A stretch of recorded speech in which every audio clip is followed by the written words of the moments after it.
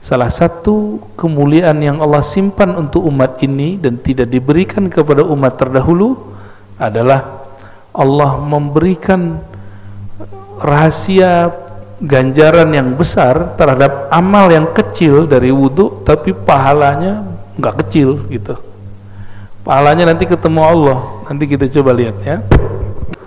Coba Bapak Ibu, kenapa kita mesti, saudara-saudariku, kita mau sholat itu wudu dulu? Karena Allah nggak suka ngelihat muka orang yang kotor oleh noda-noda dosa terus menghadap kepada beliau.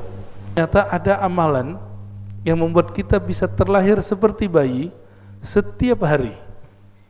Apa itu? Berwudu. Kata orang ini kena syaitan namanya walahan. Apa nama syaitannya? Walahan. Syaitan inilah yang memberi was-was di dalam pikiran sehingga orang yang berwudu merasa wudunya belum sempurna. Wudu kita nggak akan pernah sempurna, tapi cukupkan rukun dan syaratnya. Mau jadi wali Allah, salah satunya al-wudu alal makarih. Ya, annal wudu alal makarih yarfa'ud darajat. Wudu di saat kita nggak senang karena dingin, itu bisa mengangkat derajat. Ini yang disebut darajatul walayah, derajat kewalian.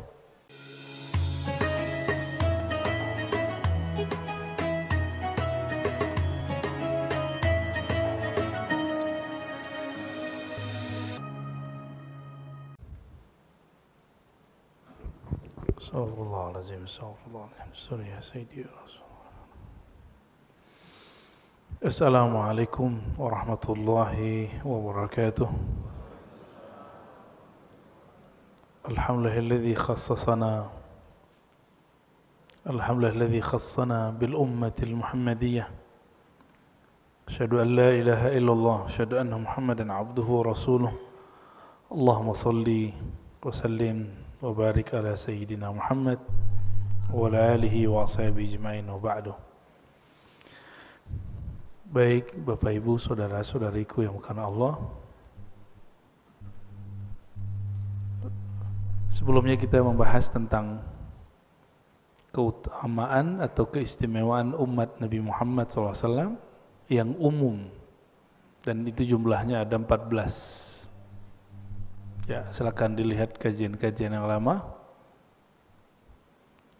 Insya Allah sekarang masuk kepada keutamaan khusus. Keutamaan khusus ini banyak, ada puluhan. Nanti kita coba baca pelan-pelan, mulai dari wudu sampai nanti di akhirat bertemu Allah Subhanahu wa ta'ala. Jadi urusan ketemu Allah mulainya wudu dulu. Ya, orang yang tidak berwudu, tidak pernah punya amalan ini, gak akan ketemu Allah Subhanahu wa ta'ala semudah umat Nabi Muhammad sallallahu alaihi wasallam. Ini seri kajian karya-karya dari Abuya Sayyid Muhammad Alawi Al-Maliki. Ada beberapa majelis sebenarnya dulu saya pegang 3 kitab, hanya mengajarkan kitab Abuya Sayyid Muhammad di 3 majelis. Namun karena satu lain hal, kesibukan dan lain sebagainya, yang masih saya pertahankan di sini. Ya. Karena kiainya, kiai yang nungguin masjidnya, Kiai Abdurrahman, pernah saya kerjain, tapi ternyata lolos. Ya, saya batalkan acara tiba-tiba. Sehari sebelum itu malamnya datang ke rumah. Ya, datang dengan tahu hati saya nggak enak aja gitu. Nah, jadi untuk ngaji kitab seorang wali, kadang-kadang kita mesti uji juga ketulusannya. Ini serius nggak nih buat pengajiannya? Ya. Ternyata beliau serius, maka saya berapapun yang datang kita lanjutkan kajian. Tempat-tempat yang lain bukan karena masalah itu, tapi waktunya sudah nggak memungkinkan. Ya. Masih ada 2 tempat lain yang saya sudah cancel. Ya. Dan kami insya Allah serius, sungguh-sungguh hanya mengkaji karya-karya ulama, karena ulama itu pintu memahami Rasulullah SAW. Ya. Kenapa nggak langsung saja baca Quran? Quran itu kalau nggak ulama yang salin nggak nyampe ke kita. Maka untuk membaca Al-Quran mesti baca karya ulama yang berkait dengan Al-Quran. Kenapa nggak langsung saja kepada tafsir? Tafsir itu hanya salah satu makna daripada yang ditulis, yang ditangkap oleh si penafsir saat dia menulis. Padahal pemahaman tafsir itu ada di banyak kitab. Al-Quran itu jika berbicara hukum, ilmu yang lahir dari sana namanya hukum fikih, ilmu fikih. Maka kitab-kitab fikih itu kitab Quran, kitab penjelas Quran. Jika berkaitan dengan ilmu akidah, ilmu-ilmu ketuhanan, kita sebut usuluddin. Nanti ada lagi ayat-ayat yang berkaitan dengan akhlak, etika, atau kemakrifatan, atau cara mensucikan jiwa, disebut dengan tasawuf. Maka ajaran tasawuf, kitab-kitab tasawuf itu juga tafsir terhadap Al-Quran, ya. Jadi kalau anak-anak muda hari ini yang baru hijrah kadang-kadang itu mempertanyakan kami, kok pakai kitab-kitab yang bukan kitab Al-Quran? Justru kitab ini penjelas Al-Quran, ya. Mari kita baca surah Al-Fatihah untuk baginda Nabi Muhammad SAW. Untuk pengarang kitab ini Abu Said Muhammad dan guru-guru kami yang mempunyai sanad kepada beliau.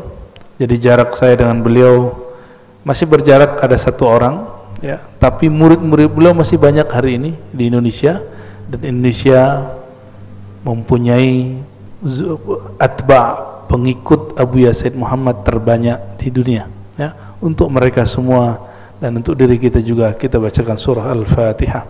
A'udzubillahi minasyaitonir rajim. Bismillahirrahmanirrahim. Shiratal mustaqim, shiratal ladzina an'amta 'alaihim, ghairil maghdubi 'alaihim.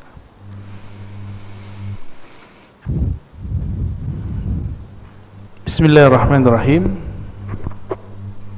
Wabihi qala al-muallif Abu Said Muhammad al-Maliki syaraful wudu wa fadluh, ya. Semoga nanti sudah ada terjemahannya, jadi teman-teman dapat mencari kitab ini. Ini biasanya ini percetakan langsung terjemahin ya, kita ngomongin, ya.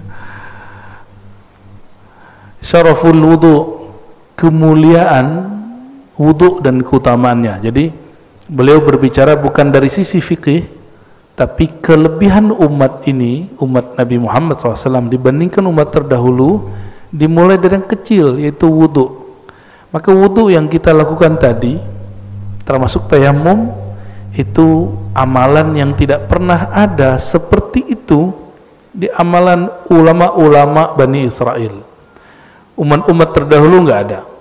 Mereka bersuci tapi dengan cara yang berbeda. Kita baca sedikit. Wa minasyarafil ladzi dakharahu Allah Ta'ala li hadhil ummah ma'addahu min ats-thawabil jazil wal fadlil jamil alal wudu, ya. Salah satu kemuliaan yang Allah simpan untuk umat ini dan tidak diberikan kepada umat terdahulu adalah Allah memberikan rahasia ganjaran yang besar terhadap amal yang kecil dari wudu, tapi pahalanya nggak kecil gitu. Pahalanya nanti ketemu Allah. Nanti kita coba lihat, ya. Hadis pertama, semua hadis yang disebutkan di sini disebutkan sumbernya, itu yang saya suka dari kitab ini. Man tawadda'a wa ahsana al-wudu kharajat khatayahu min jasadihi hatta takhruja min tahti azfari. Orang yang berwudu lalu ahsanal wudu, bukan akmala, tapi ahsan, membaguskan wudunya. Karena menyempurnakan tidak mungkin, kita nggak bisa sempurna. Kharajat khatayahu min jasadi. Kalau orang bisa melihat secara hakikat, dia akan melihat kharajat khataya, kesalahan-kesalahan orang itu keluar dari jasadnya, hatta takhruj min tahti azfari. Kalau ada yang masuk ke kuku lalu keluar, itu kotoran-kotoran yang zahir ataupun yang batin itu keluar. Begitu kata beliau di riwayat Imam Muslim, ya. Lalu di hadis yang berikut beliau menambahkan, ya, keluarnya itu kharaja min wajhihi kullu khati'atin nazara ilaiha bi'ainihi. Tadi matanya pernah memandang sesuatu yang Allah tidak ridho enggak? Atau kita melihat sesuatu lalu kita merendahkannya, atau kita berprasangka kepadanya, terbersit itu, maka di wajah ini menempel kegelapan.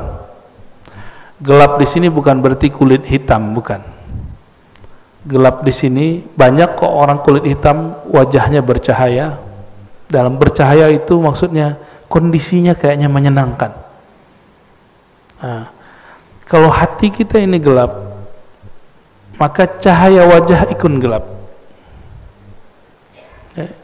Cahaya wajah ikut gelap. Maka jangan pernah simpan keburukan apa aja. Ya.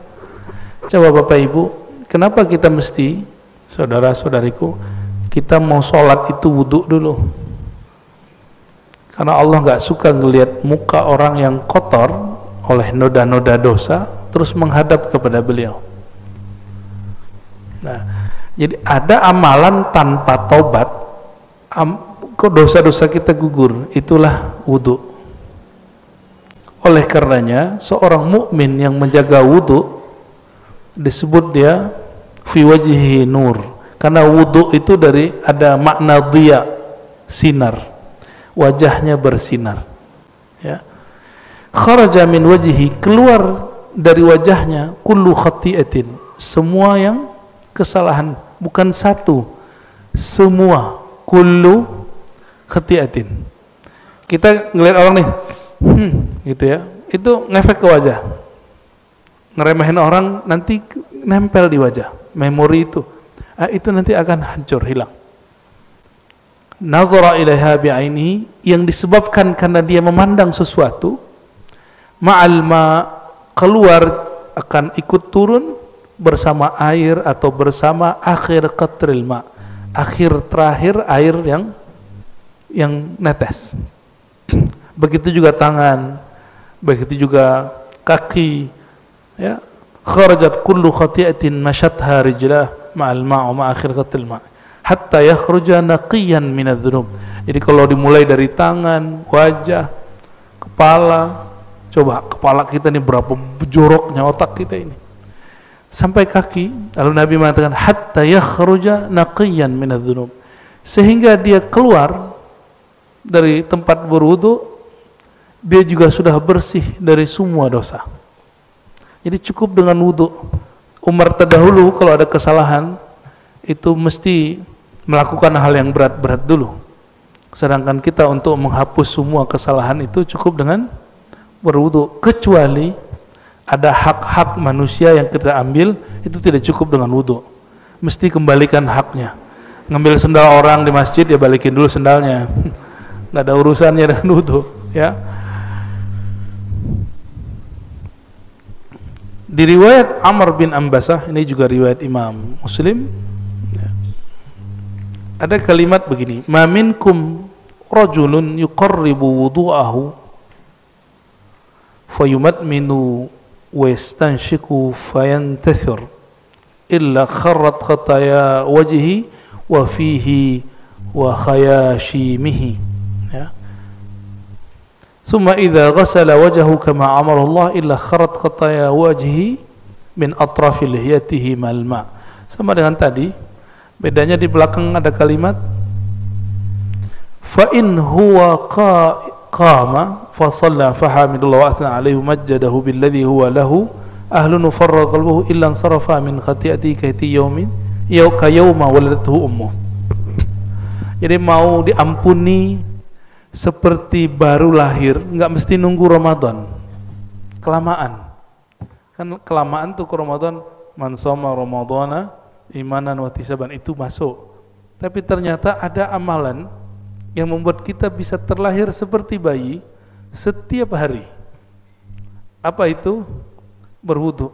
Kata beliau, tapi ada syaratnya. Dia berwudu dengan sebaik-baiknya, bukan selama-lamanya. Ini bedakan. banyak yang berwudu lama tapi tidak sempurna. Wudu itu nggak usah lama. Wudu itu airnya nggak usah keluar banyak-banyak, karena yang buang-buang air itu anak-anak atau setan, dua aja. Ya. Airnya kenceng, terus wudunya lama, naik-naik ke atas udah basah separuh, itu anak-anak yang begitu, ya. Atau yang kedua temannya syaitan. Innal mubadzirina kanu ikhwanas, ya. Orang mubazir itu teman setan. Air mubazir itu teman setan. Teman-teman kita di Eropa itu kaget melihat orang Indonesia Jumatan airnya itu gede-gede gitu keluarnya. Nah, itu jangan sampai terjadi. Ini kebetulan negeri kita banyak air. Coba kalau nggak banyak air, dikit Pak ngeluarin. Nabi mengatakan sallallahu alaihi wasallam, iqtasid walau kunta fi nahrin jarin. Hendaklah kamu berhemat meskipun di air yang mengalir, di sungai. Nahrin artinya sungai, sungai yang mengalir. Jadi jangan boros-boros. Ya biasa aja. Sedikit. Saya kalau wudu saya keluarin sedikit. Ya. Coba nanti praktek habis ini wudu, keluarinnya sedikit. Ya. Jadi syaratnya supaya keluar habis wudu ditambah salat 2 rakaat. Fa in huwa qam atau qaimun fa shalla, jika dia salat 2 rakaat atau berapa rakaat, fa hamidallah wa athna alaih, lalu dia puji Allah, dia besarkan Allah, billadzi huwa lahu ahlun, sebagaimana mestinya Allah pantas mendapatkan pujian. Wa farraga qalbahu lillah, lalu dia kosongkan hatinya hanya untuk Allah. Jadi kalau ada ajaran agama yang mengatakan kosongkan pikiran, nah itu separuh jalan sudah. Tapi mesti ditambah, kosongkan hatimu dari selain Allah, berarti diisinya cuma dengan nama Allah. Jangan kosong-kosong amat, nanti ada yang ngisi. Illan sarafa min khati'atihi, melainkan nanti ketika dia keluar, dia berdiri, pergilah semua dosanya, hilanglah semua dosanya seperti bayi baru lahir. Kaihaiti yauma kayauma waladathu ummu, seperti hari dia baru lahir. Nah, itu wudu yang gimana? Wudunya selalu ingat Allah, airnya tidak mubazir dan tidak was-was. Nah, jadi wudu itu jangan berulang-ulang yang was-was. Ya. Orang yang was-was, saya sampaikan kepada yang was-was yang wudunya lama, coba amalkan wudu hanya sekali-sekali. Jadi jangan 3 kali. Cobain. Jadi ada teman-teman kita yang seperti itu, kita buat latihan. Kamu hanya boleh berwudu sekali seminggu ini. Jadi dia sekali wajah, sekali tangan. Itu berat bagi dia. Setiap wudu setengah jam. Itu pas masuk masjid udah basah separuh, padahal ini sudah dewasa. Ternyata pernah baca kitab tapi salah faham. Imam Ghazali mengajarkan kalau wudu sampai di tangan baca apa, di wajah baca apa. Itu bukan dibaca begini, itu hanya dimakrifatkan, hanya dimaknakan, bukan kemudian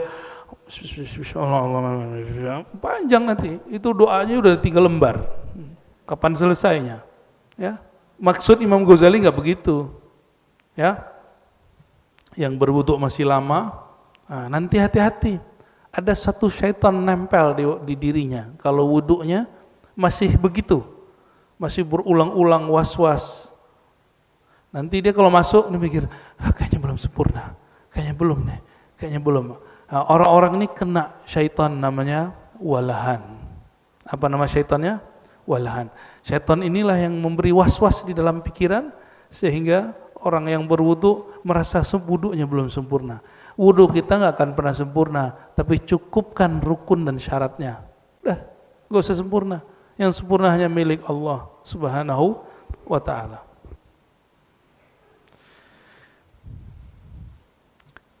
Di negeri kita sepertinya tidak terlalu berat wudu subuh, ya. Benar ya? Tapi di Turki atau di negeri-negeri subtropis, di Eropa, di India di musim dingin, di Cina, termasuk di semua wilayah Arab musim dingin, itu wudu, bayangkan lagi 2 derajat, 3 derajat, 4 derajat, gimana perasaannya wudu? Ya, dinginnya luar biasa. Tapi ternyata kalau mau jadi wali Allah, salah satunya al-wudu alal makarih. Ya, annal wudu alal makarih yarfa'ud darajat. Wudu di saat kita enggak senang karena dingin, itu bisa mengangkat derajat. Ini yang disebut darajatul walayah, derajat kewalian. Ya. Ada satu riwayat hadisnya masyhur, dari hadis inilah nama pusat kajian saya sebut namanya Ribat. Nah, di ujung hadisnya ada. Sayyidina Abu Hurairah mengatakan, Nabi SAW bersabda, "Ala adullukum ala ma yamhullahu bihil khataya wa yarfa' bihid darajat." Maukah kamu aku ajarkan sesuatu amalan yang ringan, ya, tetapi Allah menghapus dengannya semua kesalahan-kesalahan dan mengangkat banyak derajat, bukan 1 derajat. Ya. Qalu, mereka bertanya, "Bala ya Rasulullah." Qal isbaghul wudu alal makarih. Isbagh itu artinya memaksimalkan wudu meskipun sedang musim dingin atau sedang badan kurang fit. Ya. Ada nggak orang mati karena wudu? Nggak ada kan? Yang ada seger. Ya. Cuma karena orang Indonesia ini wudunya mesti basah, padahal wudu begini cukup, Pak. Nabi itu kalau dulu wudu itu ada yang megangin. Jadi ada sahabat yang megangin, terus ada yang nampung di bawah. Cukup segini, nggak nyampe. Dapat wajah, dapat tangan, ya, tangan dapat sampai ke kepala, sampai kaki.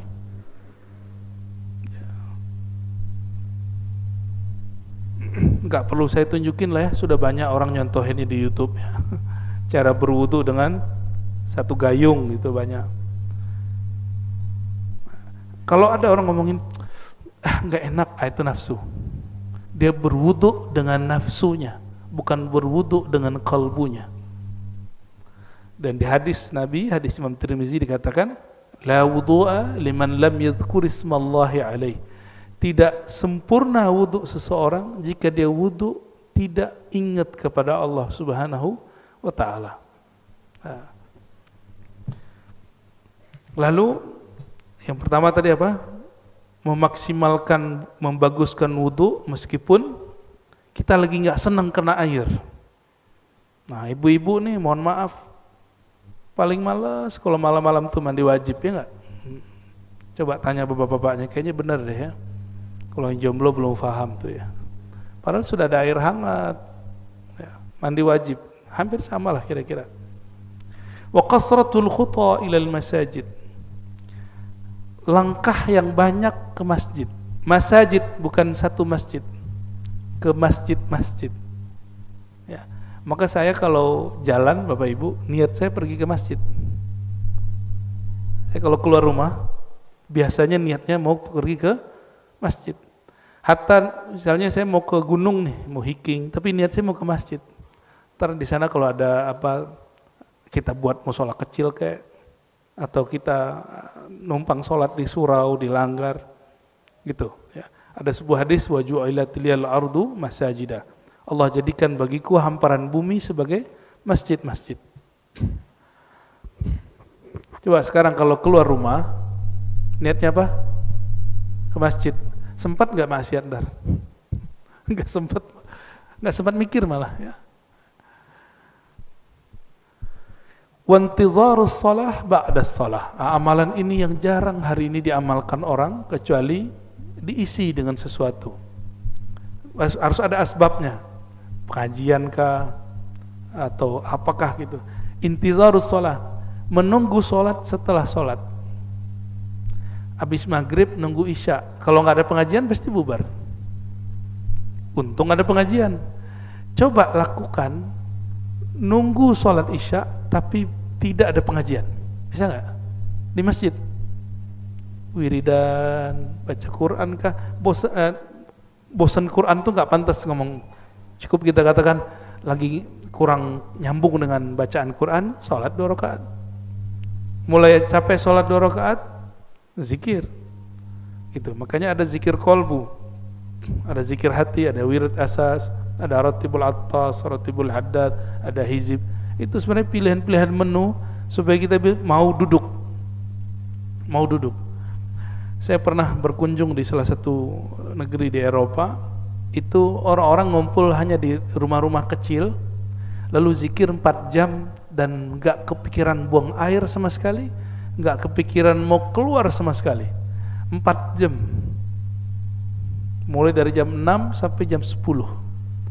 Karena di sana jam 6 tuh baru habis asar, jam 10 itu masih terang, 10 malam tuh masih terang, baru kemudian maghrib dan kami berbuka. Jam 6, jam 10, berapa jam? Enggak pindah-pindah. Mereka baca Yasin 3 kali, baca Al-Kahfi sekali, baca Ar-Rahman, Al-Mulk, lalu zikir ini 1000, ini 1000, terus enggak berhenti-berhenti, sholawat sekian ribu, 4 jam, dan enggak ada yang batal wudhu sama sekali. Ya, kalau orang Indonesia nggak tahu deh ya. Udah ngeliat-liat jam, lama bener di zikirnya.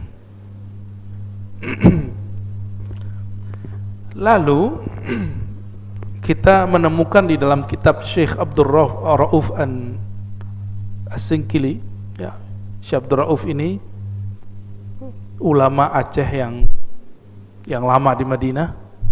Beliau di risalah zikirnya menyanjurkan murid-murid kalau ba'da maghrib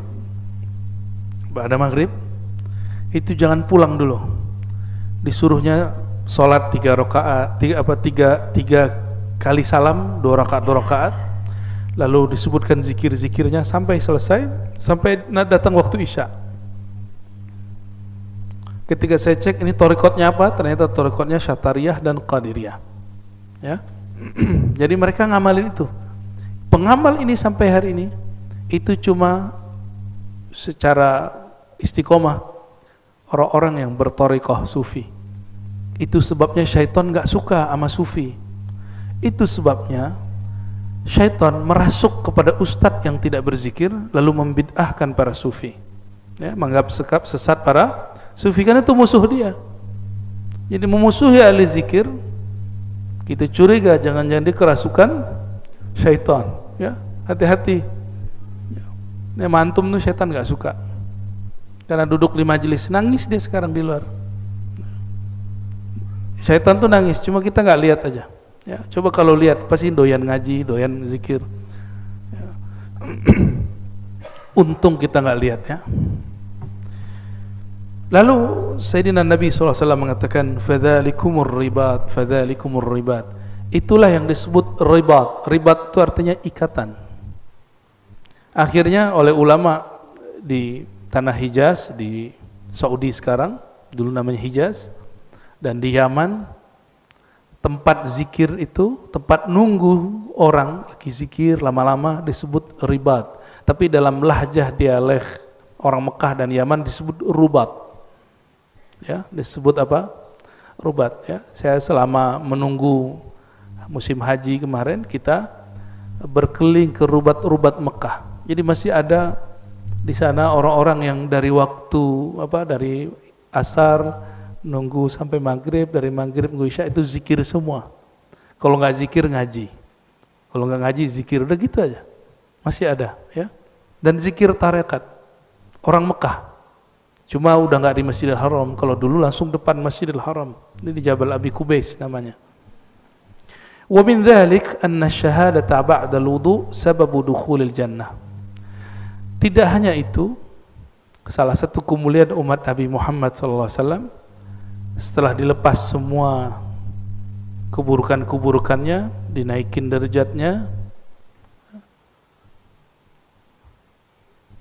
dijadikan syahadat setelah wudu sebab masuk surga. Syahadah ba'dal wudu, syahadat setelah wudu adalah mahar masuk surga. Nah, kita bacain hadisnya, ya. Dari Sayyidina Umar Qala Rasulullah sallallahu alaihi wasallam, "Man tawadda'a fa ahsana wudu'ahu." Siapa yang berwudu lalu memaksimalkan, membaguskan wudunya, tsumma qala asyhadu an la ilaha illallah wahdahu la syarikalah. Aku bersaksi tiada yang berhak disembah kecuali Allah yang Maha Esa, tiada syarikat baginya, wa anna Muhammadan abduhu wa rasuluh. Ya. Itu lalu biasanya tambahin doa ya. Doanya apa? Allahumma ja'alni minat tawwabin. Ya Allah, jadikan aku orang yang berkali-kali tobat. Nah, kita ulangi terjemahannya, bukan sekedar orang yang bertobat, tapi diartikan apa? Orang yang berkali-kali tobat. Waj'alni minal mutahhirin. Jadikan aku ya Allah orang yang suka bersuci. Bersuci di situ artinya suka berwudu. Futihat lahu. Nah, di hadis ini tidak digabungkan dengan hadis yang lain. Di hadis yang lain ada tambahan, lalu dia baca raditu billahi rabba wa bil islam bidina, hadis Imam Muslim.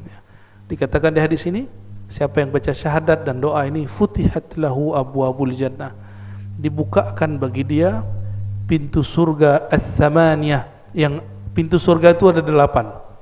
Jadi surga itu pintu di sini bukan pintu yang kita pahami, tapi maksud gerbang besar. Nah, nanti di gerbang itu ada tempat-tempat orang masuk. Yadkhuluha min ayyiha syaa.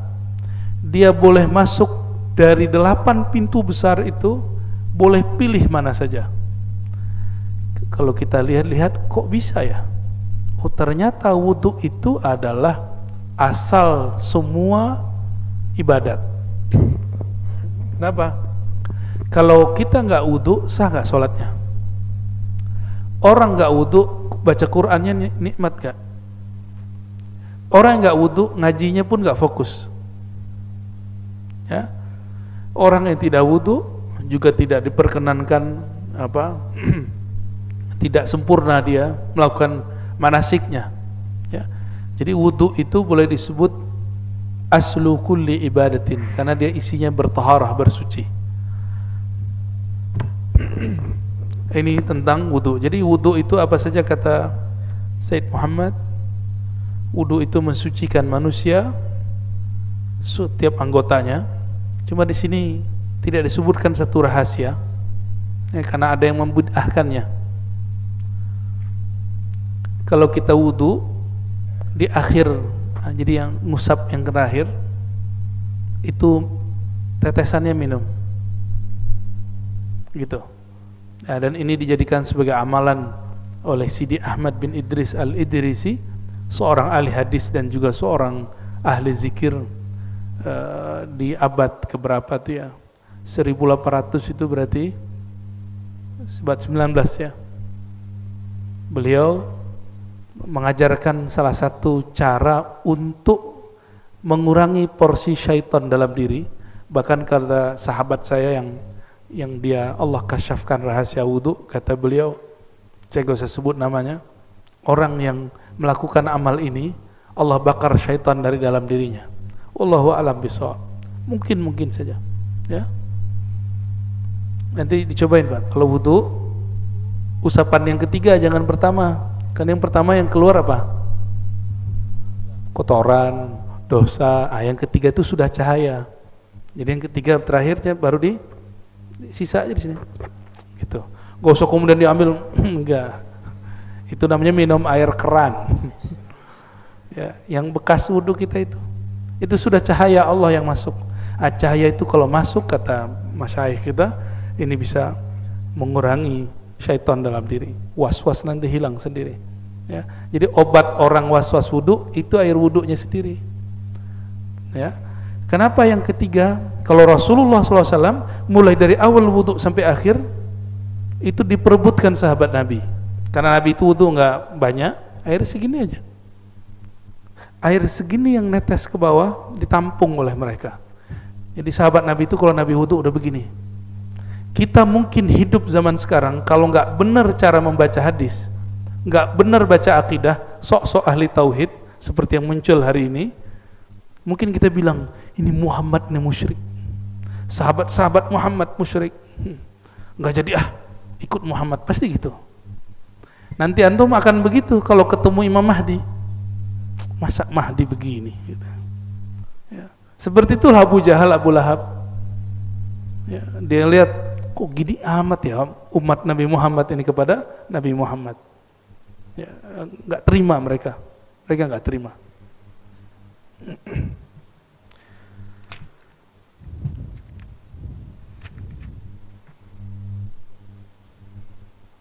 Itu barangkali tentang wudhu ya. Kita lanjut atau pertanyaan? Lanjut. Oke. Fadlul adzan wa syaraful muadzinin. Salah satu keutamaan umat Nabi Muhammad SAW secara khusus, kalau yang kemarin yang umum ada pada azan. Ini belum masuk sholat nih. Ada pada azan dan muazzinnya. Azan dan muazzinnya. Wa min syarafil ummah al-Muhammadiyah anna Allah ikhtassaha bil adzan.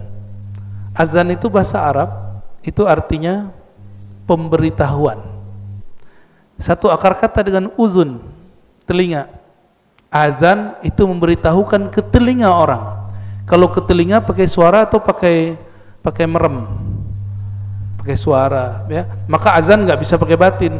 Saya azan batin nggak bisa, mesti azannya pakai suara. Maka dulu ada sahabat ya, namanya Abdullah bin Zaid, mimpi tata cara azan. Jadi Nabi itu nggak mau ngajarin azan langsung, tapi Nabi ingin cek sahabat-sahabatnya dapat ilham nggak.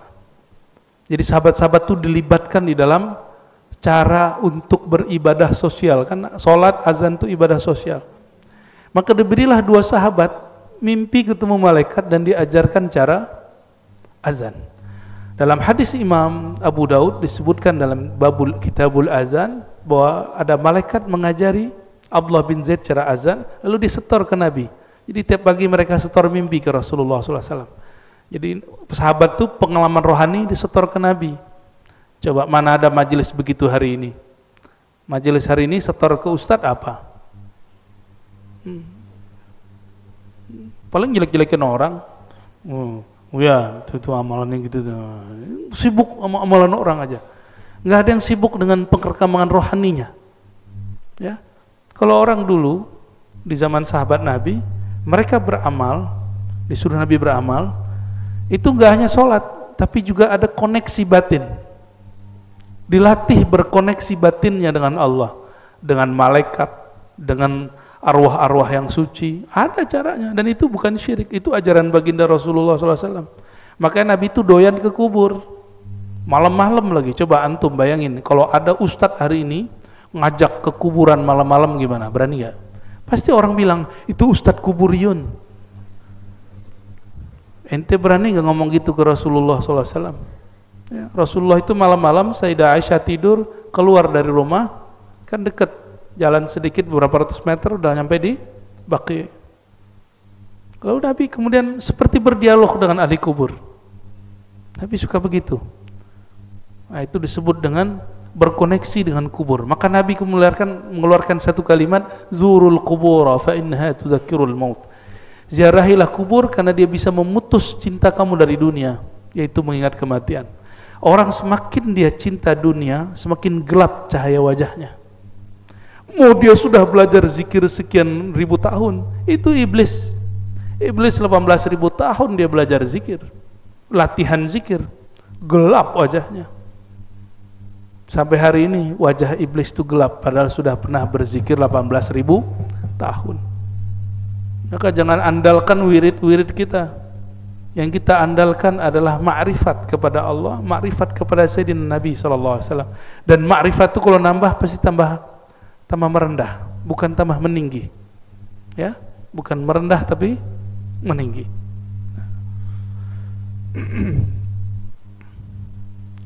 Lalu Abdullah bin Zaid lapor setor kepada baginda Rasulullah SAW. Umar dengar, apa kata Umar?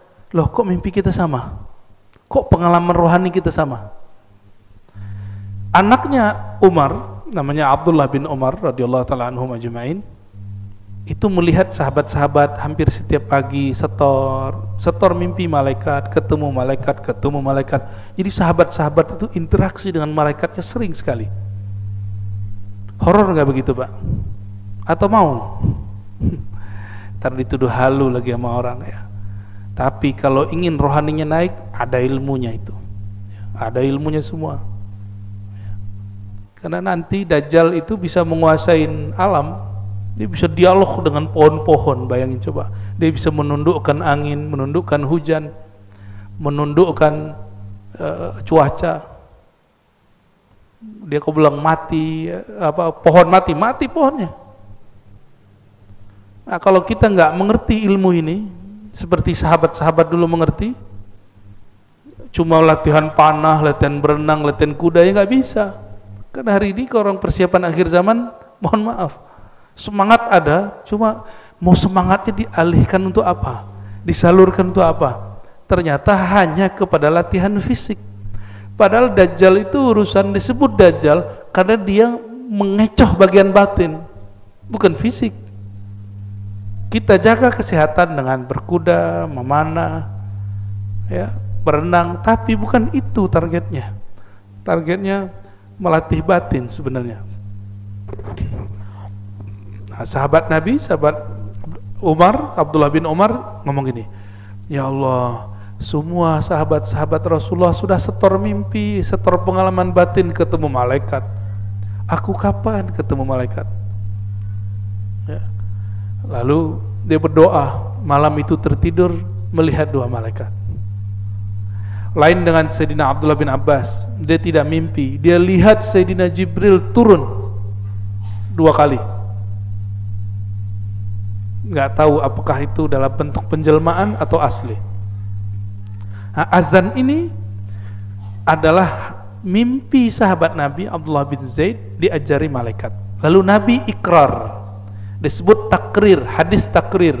Hadis takrir pengalaman sahabat atau amal sahabat atau ijtihad pemahaman sahabat yang lalu diakuisisi Rasulullah, dibenarkan Rasulullah dan mengatakan itu benar, divalidasi oleh beliau dan mengatakan ini sahih, maka dijadikan bagian dari ajaran Rasulullah SAW. Salah satunya azan, ya. Apa kelebihan azan? Annal muadzin yashhad lahu kullu ma yasma' sautahu bil azan. Nah, ini yang menarik. Abdullah bin Zaid ini walaupun dia mimpi azan, tapi tidak disuruh jadi muazzin karena dulu nggak ada mikrofon nggak ada. Yang dipanggil siapa yang jadi muazzin? Bilal, yang tidak ada satupun orang menyangka dia bakal jadi muazzin. Orang hitam legam itu kalau kayak gini baru kelihatan pas dia senyum. Gigi, nah itu baru kelihatan dia. Bilal bin Rabah. Nah, akhirnya ini orang malah menjadi orang penting. Bayangin coba, kulit hitam penting. Begitu Rasulullah membuat siasat, nggak mesti orang yang dapat pengalaman itu dia yang beramal. Yang beramal siapa? Bilal. Kata Nabi SAW, fa innahu arfa' sautan wa anda. Hadis Imam Abu Daud. Orang ini, si Bilal ini suaranya lebih kenceng, nggak perlu pakai mikrofon dan lebih merdu. Kalau Abdullah bin Zaid azan yang dengar cuma 10 meter ke belakang, ke depan, terus suaranya bikin telinga kita cepat mau jauh-jauh gitu. Ada tuh orang azan dan kita nggak kuat dengernya, cepet-cepetlah beres gitu ya. Ya, waktu saya dulu nyantri itu ada beberapa orang kalau azan itu pesantren getar, Pak. Karena suara dia getar, Allahu Akbar, Allah. Tapi nggak ada lagi yang azan, yang suara-suaranya bagus, pada gengsi semua azan. Ya sudah, orang begitu azan.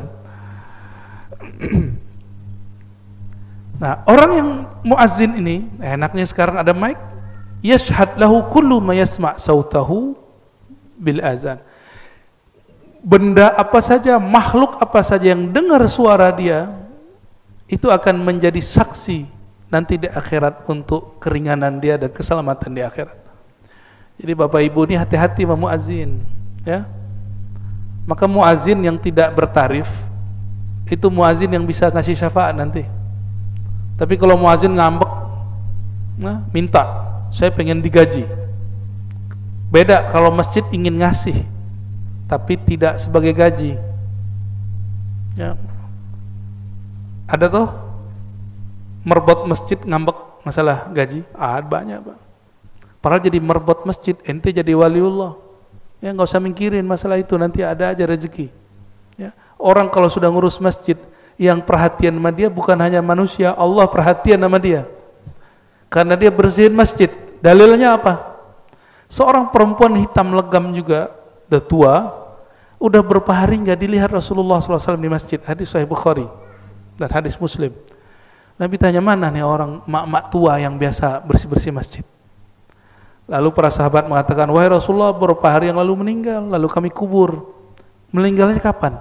Malam hari langsung kami kubur, saking orang ini nggak penting menurut para sahabat. Lalu Nabi keluar mengatakan, daluni ala qabriha, tunjukkan aku kuburnya di mana. Sahabat bingung, kok sepenting apa orang ini?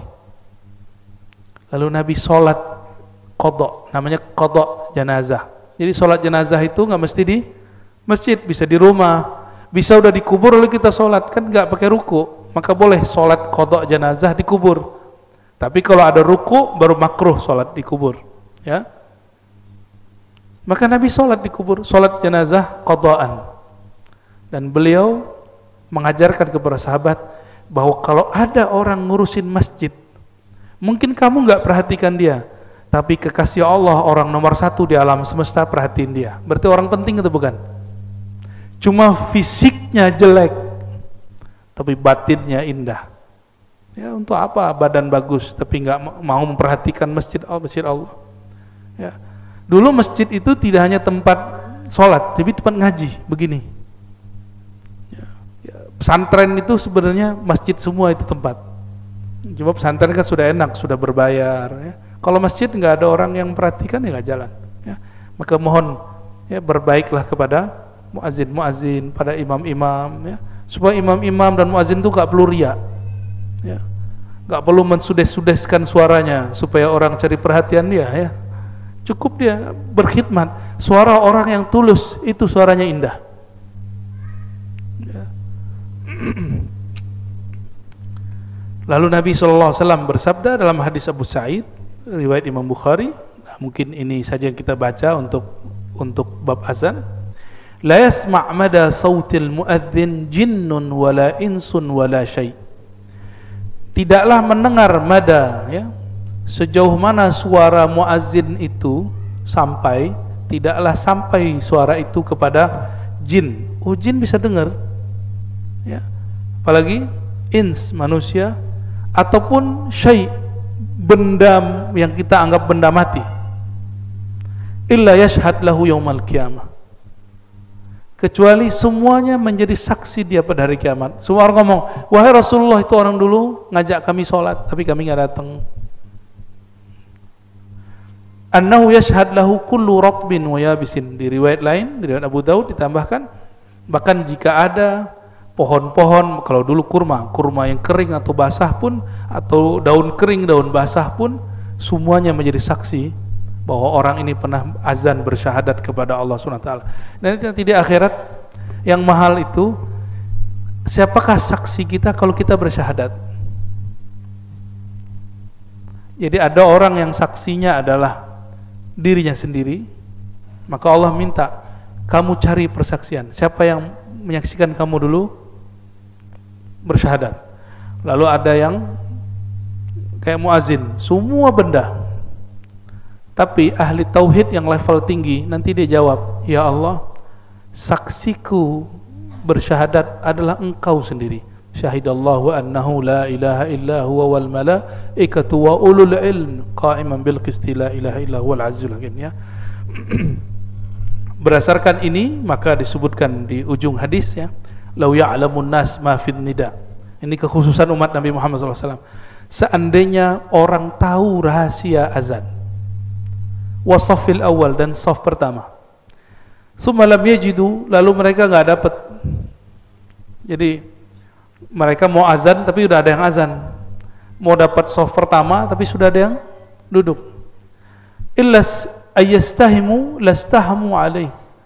Kalau boleh mereka pasang saham dulu sebelumnya gitu, untuk bisa duduk di bayar dulu, mereka mau bayar begitu. Oleh karena itu Bapak Ibu yang dimuliakan Allah, atau boleh diartikan yastahimu itu undinya, diundi. Salah satu kelebihan umat ini yang tidak ada pada umat yang lain adalah azan ya. Bahkan azan ini rahasianya banyak. Kalau ada orang diganggu oleh makhluk-makhluk gak jelas yang gak tampak, kita gak punya ilmunya, azanin telinga dia. Jika benar itu jahat, pasti pergi. Tapi kalau itu penyakit jiwa, bawa aja ke rumah sakit, nggak akan berubah-ubah. Tapi jika ada memang, karena jin ini bisa mengalir pada darah, diazanin pasti disembuh. Tapi kalau orang stres bisa nggak? Ya, jadi ada orang kesurupan karena stres, ada kesurupan karena gangguan makhluk halus. Kalau karena stres, itu nggak akan bisa diruqyah. Paling diulang lagi bacaan kita semua. Ya, kita bacain kursi, dibacain kursi juga. Ya, tapi kalau kesurupan karena gangguan jin, itu diazanin minimal pas azan dia berhenti. Nah, namun pengalaman kami melihat orang kesurupan kebanyakan karena stres, kebanyakan ya. Wallahu a'lam bishawab. Semoga ini diberkahi Allah SWT. Ada pertanyaan? Apa cukup? Cukup ya? Oke, ada satu. Silakan.